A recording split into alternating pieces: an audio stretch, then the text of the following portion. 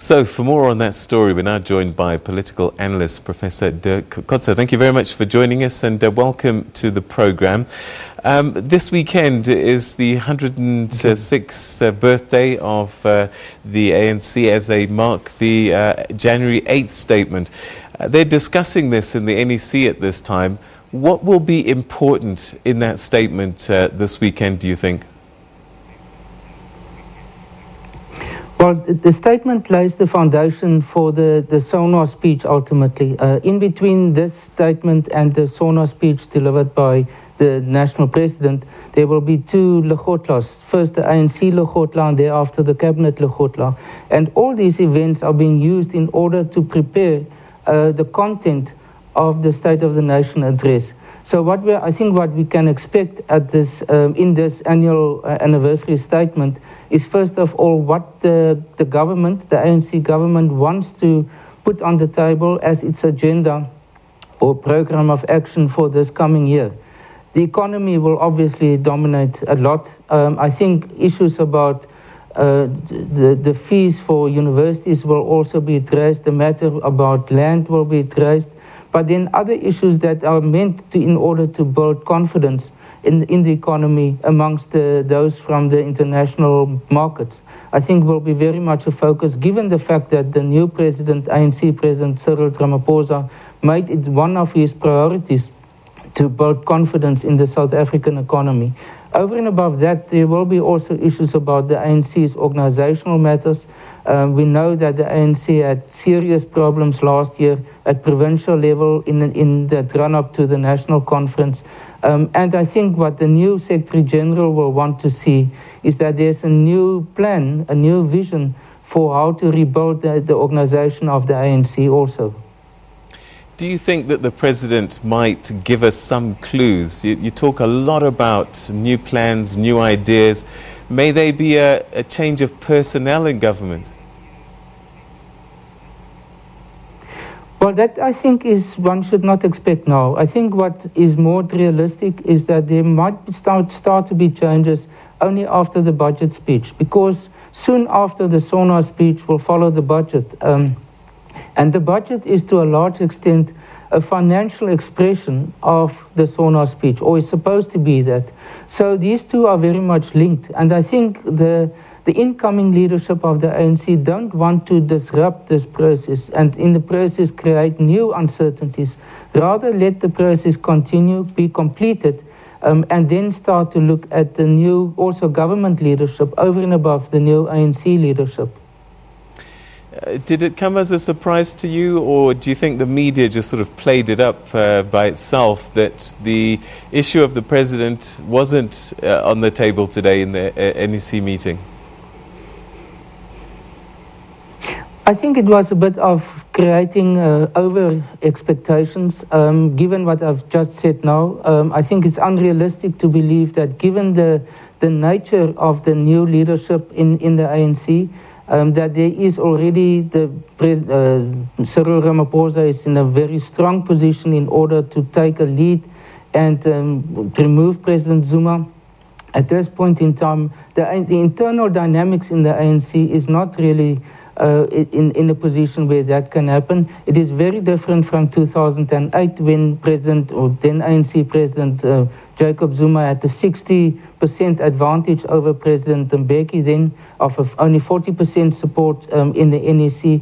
Now it is a 50-50 division, and that makes it impossible for the NEC to take such a decision.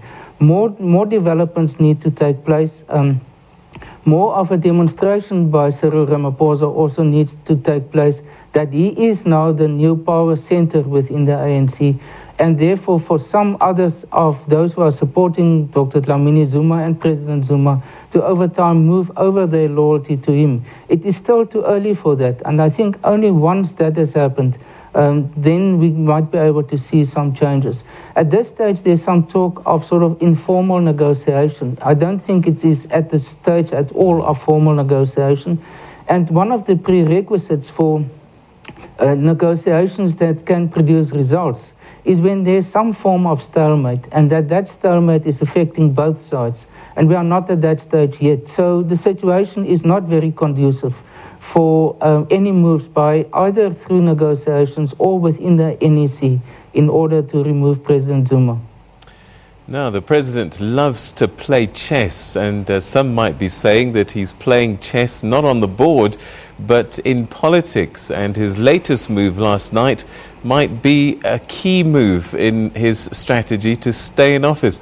What do you make of the announcement of the Commission of Inquiry into the state of capture? I think the timing was very obvious, and that is that it was very close to the start of this NEC meeting. I think he was scared to some extent, or concerned that this meeting could develop in a situation where he will be accused of not implementing important court judgments, as well as now a resolution of the National Conference also about this commission. What he didn't include in this announcement, and that is possibly the core of this commission, is what will be the terms of reference, the mandate of this commission. That is still unclear. So what the type of approach that he is following, he did the same with the fees, the university fees, just before the National Conference, of announcing to some extent something, but that does not make a complete announcement. And he did that in order just to address, I think, the possible concerns that exist within the NEC. I think he succeeded with that. But I think what he cannot stop, and that we've seen now again, is the activities in Parliament. And the ad hoc committee, or the portfolio committee on public enterprises, that is dealing now with Eskom and will deal with other state-owned enterprises later on, in a sense, has overtaken this Commission of Inquiry. And I would say might be even more effective and have more of an impact than this commission. So on the one hand, this commission might start to take place much later in this year. But what is actually happening, and I think which is more of a concern for President Zuma, is what is actually happening within Parliament with respect to investigations that's taking place there. All right, so one of the challenges is now that this Commission of Inquiry has been set up, he may be preempting some of the discussions that the NEC might have after the January 8th statement, in that, you know, the party said this inquiry must go ahead, and he had been defying the party in some instance, but he's now complied. But the other side of the equation might be, is it viable to have a sitting head of state be in the center of a judicial commission of inquiry? Well, that's the complication of this. And I think this will make, in the end, the situation almost untenable. And I think that will be one of the motivations for the Ramaphosa side within the ANC, ultimately to try to remove him or push him to the point where he will resign, or will marginalize him to such an extent that he will actually just be a symbolic leader, president for the rest of the time. However, the most complicating factor for the ANC is the coming election of next year, the general election in 2019. And I think there's more or less consensus within the ANC that they cannot approach this election with President Zuma still part of the leadership. So that's the complication which I think reaches beyond just the Ramaphosa side, but includes also those that were part of the Dlamini Zuma side and their supporters. Because of the experience of the 2016 election, for example, the dramatic decline in support in Gauteng, the losses of the metros in Johannesburg and Pretoria, Tshwane, as well as in Nelson Mandela Bay.